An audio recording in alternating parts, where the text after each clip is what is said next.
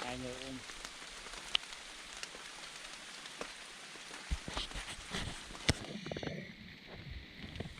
Dây gắm nha.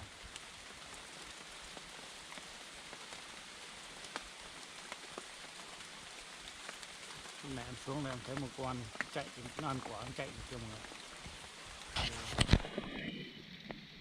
Cái gì mình quay cho mọi người xem này.